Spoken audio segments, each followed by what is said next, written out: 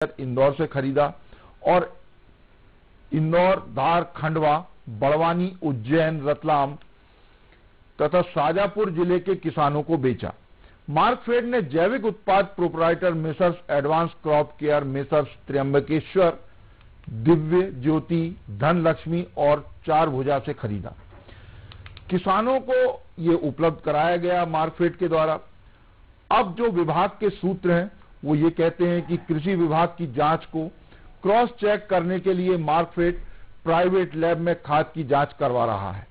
सरकारी लैब की बजाय प्राइवेट लैब से जांच करवाने से कई तरह की शंकाएं जन्म ले रही हैं। जिस प्राइवेट लैब से जांच कराने की बात कही गई उससे उर्वरक कंपनी वाले 60 गांठ भी कर सकते हैं। आश्चर्यजनक बात तो यह है कि विभाग ने 21 दिसंबर 2015 को निर्देश जारी किए थे कि उर्वरक की जांच कराने के बाद ही कंपनियों को भुगतान किया जाए। तो कंपनियों का भुगतान बगैर जांच के कैसे कर दिया गया, ये बड़ा सवाल है। रासायनिक उर्वरकों के नमूनों की जांच कृषि विभाग द्वारा कराई जाती है तो मार्कफेड को भरोसा क्यों नहीं है?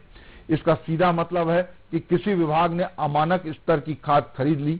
मार्कफेड ने खाद की गुणवत्ता की जांच करने का काम इंदौर की चौकसी लैबोरेटरी को सौंपा है। वाकई ये कई तरह की शंकाओं को जन्म दे रहा है। जब इतनी बड़ी मात्रा में खाद का इस्तेमाल हो गया उसके बाद अब मार्कफेड को इसकी जांच, इसके नमूनों की जांच कराने की सुधाई है और अब खाद की जांच प्राइवेट लैब से कराई जा रही है। कहा यह भी जा रहा है कि कृषि विभाग अपने स्तर पर अलग से जांच करवाता है, उसके बाद मार्कफेड क्रॉस चेक करने के लिए जांच करवा रहा है। इसका सीधा सा मतलब है कि कहीं ना कहीं जो खाद खरीदी गई है वो अमानक स्तर की खाद थी। ये लंबे समय से इस तरह की शिकायतें कृषि विभाग में की जाती रही और आती रही हैं। अब ये जांच से ये बात साबित हो रही है कि वाकई कृषि विभाग ने अमानक स्तर की खाद खरीद कर किसानों को बांटी है। रबी सीजन में करोड़ों रुपए के खाद का उपयोग होने के बाद मार्कफेड अब ये जांच करवा रहा है। ये सबसे बड़ा सवाल है कि इतनी बड़ी खरीदी के बाद करवा रहे, जबकि जब खरीदी हो रही थी उस समय ही इसकी जांच होना थी कि खाद मानक स्तर की है या अमानक स्तर की। गेहूं की फसल आने वाली है, अब मार्कफेड को खाद के नमूनों की जांच करवाने की जरूरत महसूस हुई। मार्कफेड सरकारी लैब के बजाय प्राइवेट लैब में खाद के नमूनों की जांच करवा रहा है। ये भी एक शंका की बात है कि भाई प्राइवेट लैब में क्यों कराई जा रही है। मार्कफेड ने खाद की गुणवत्ता की जांच का काम इंदौर की चौकसी लैबोरेटरी को सौंपा है। सरकार की बजाय प्राइवेट लैब से जांच करवाने से कई तरह की आशंकाएं जन्म ले रही हैं। जिस प्राइवेट लैब से जांच कराने की बात कही गई है उससे उर्वरक कंपनी वाले साठगांठ कर सकते हैं, ये शंका जताई जा रही है। बावजूद इसके प्राइवेट लैब को जिम्मेदारी सौंप दी गई है। इंदौर और उज्जैन संभाग के मंडल प्रबंधक को जांच के लिए नमूने भेजने के निर्देश दिए गए हैं कि वो जो प्राइवेट लैब जिसको जिम्मेदारी दी गई है वहां पर खाद के नमूने भेज दें। मार्कफेड ने इस रबी सीजन में किसानों को सरकारी संस्थाओं और विपणन संघ से खाद का वितरण करवाया था। कृषि विभाग की जांच को क्रॉस चेक करने के लिए मार्कफेड प्राइवेट लैब में खाद की जांच करवा रहा है। ये मार्कफेड की दलील है। मार्कफेड का कहना है कि ये क्रॉस चेक करवाने के लिए काम करवाया जा रहा है। उर्वरक की जांच के बाद कंपनियों को भुगतान करना था, ये बाकायदा प्रावधान थे, इसके लिए जिलों को निर्देश दिए गए थे। बावजूद इसके बगैर जांच के खाद का भुगतान संबंधित कंपनियों को कर दिया गया। ये वाकई इसमें कहीं ना कहीं बड़ा घोटाला सामने आने की संभावना जताई जा रही है। अब रुख करेंगे एक और प्रशासनिक खबर की ओर। वन्य प्राणियों के संरक्षण की जिम्मेदारी वन विभाग को मिली हुई है, लेकिन आश्चर्यजनक बात यह है कि वन विभाग में अभी तक पशु चिकित्सकों के पदों का कोई प्रावधान नहीं था। जरूरत पड़ने पर पशुपालन विभाग से पशु चिकित्सक प्रतिनियुक्ति से लिए जा रहे थे। कई दशक बाद अब वन विभाग में भी वन्य प्राणी चिकित्सा सेवा काडार बनाया जा रहा है। विभाग ने इसके लिए मध्य प्रदेश वन्य प्राणी चिकित्सा सेवा राजपत्रित भर्ती नियम जारी कर दिए हैं। इस सेवा में फिलहाल 10 पशु चिकित्सकों के पद रखे गए हैं। इन पदों को सीधी भर्ती, प्रतिनियुक्ति और पशुपालन विभाग के चिकित्सकों के संविलियन के जरिए भरा जाएगा। इस काडार में विभिन्न वेतनमान के पदों की संख्या सदस्यों की वरिष्ठता और पदोन्नति की स्थिति के अनुसार समय समय पर बदली जा सकेगी।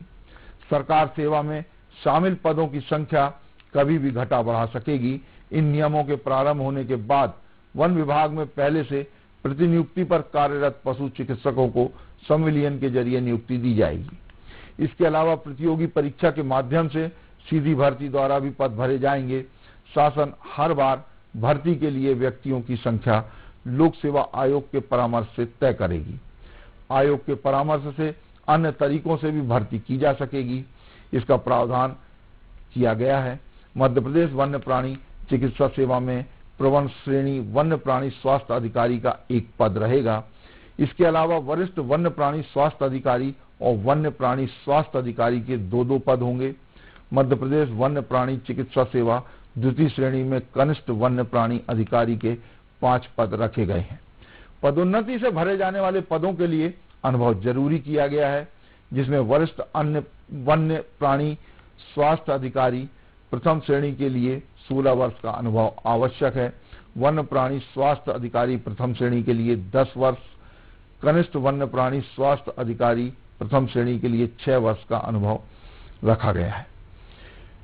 वन विभाग में अभी तक पशु चिकित्सकों के पद का कोई प्रावधान नहीं था। जरूरत पड़ने पर वन विभाग पशुपालन विभाग से बुलवाता था। जितने भी रिजर्व टाइगर हैं वहां पर पशु चिकित्सक की जरूरत पड़ती है। इसके अलावा और भी जो वन विभाग के अभयारण्य हैं वहां भी पशु चिकित्सकों की जरूरत पड़ती है, लेकिन पशु चिकित्सक के वन विभाग में अभी तक कोई पद नहीं थे। अब कई दशक बाद वन विभाग ने वन्य प्राणी चिकित्सा सेवा काडार का गठन किया है। ये काडार को बना लिया है, इसके नियम पूरे तैयार कर लिए हैं और इसमें अब जल्द ही भर्ती की जाएगी। वन विभाग ने वन्य प्राणी चिकित्सा सेवा राजपत्रित भर्ती की जो है उसके नियम जारी कर दिए हैं। इसका नोटिफिकेशन भी हो चुका है। वन्य प्राणी चिकित्सा सेवा काडार में 10 पशु चिकित्सकों के पद रखे गए हैं। फिलहाल इसमें 10 पद रखे गए हैं। जरूरत पड़ने पर इन पदों की संख्या को बढ़ाया जा सकेगा। इसका भी प्रावधान नियमों में कर दिया गया है। इन पदों को सीधी भर्ती, प्रतिनियुक्ति और पशुपालन विभाग से संविलियन के माध्यम से भरा जाएगा। दरअसल अभी पशुपालन विभाग में पशु चिकित्सकों की भर्ती की जाती है। जरूरत पड़ने पर कई विभाग प्रतिनियुक्ति पर पशुपालन विभाग से जो पशु चिकित्सक होते हैं उनको लेती है। इस काडार में पदों की संख्या सदस्यों की वरिष्ठता और पदोन्नति के आधार पर बदली जा सकेगी। सरकार वन्य प्राणी चिकित्सा सेवा काडार में शामिल पदों की संख्या को कभी भी घटा बढ़ा सकेगी। जरूरत के हिसाब से इसमें संख्या का प्रावधान किया जा सकेगा। शासन हर बार भर्ती के लिए व्यक्तियों की संख्या लोक सेवा आयोग के परामर्श से तय करेगी। मध्य प्रदेश वन्य प्राणी चिकित्सा सेवा में प्रवन श्रेणी सहित कई पदों का सृजन किया गया है।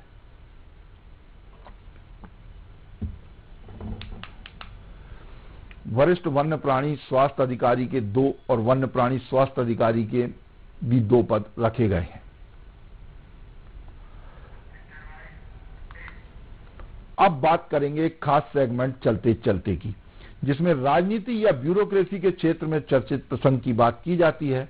तो आज भी ब्यूरोक्रेसी से जुड़ा एक प्रसंग खासा चर्चा का विषय बना हुआ है।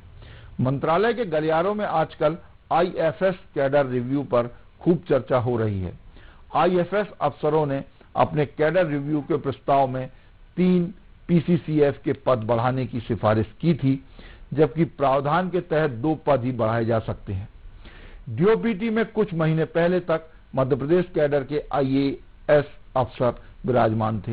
ये महाशय जब मध्य प्रदेश में थे तब जंगल महकमे की कमान संभाल चुके थे, इसलिए जंगल के अफसरों से नजदीकी संबंध थे। फिर भी महाशय ने आईएफएस के कैडर रिव्यू के प्रस्ताव को लंबे समय तक ठंडे बस्ते में डाल रखा था, लेकिन रिटायर होने के एक दिन पहले साहब ने डीओपीटी से कैडर रिव्यू की फाइल को सहमति देकर आगे बढ़ा दिया। पीसीसीएफ के 2 के बजाय बढ़ाए गए 3 पदों को भी डीओपीटी ने नजरअंदाज कर दिया था। आईएफएस लॉबी की डीओपीटी से कैडर रिव्यू के प्रस्ताव को हरी झंडी मिलने से प्रसन्न थे, लेकिन आईएफएस लॉबी की प्रसन्नता को अचानक ग्रहण लग गया। डीओपीटी से आगे बढ़ चुके कैडर रिव्यू के प्रस्ताव पर कैबिनेट सेक्रेटरी की नजर पड़ गई।